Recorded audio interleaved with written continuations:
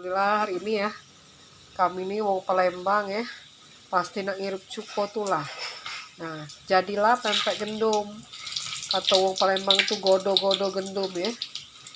Nih, dibuat dari terigu, dicampur dengan air, dikasih daun bawang atau bawang merah, telur, terus digoreng. Nah, ini rasanya asin lemaknya.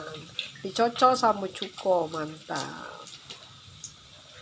Buat buka puasa sore ini tetap ngirup cuko wong Palembang ya, godo-godo gendum atau pempek gendum. Nah ini sudah matang, siap diangkat. Ini selamat berbuka puasa semuanya, mari kita ngirup cuko.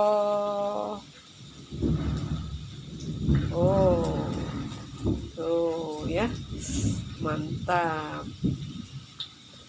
nih.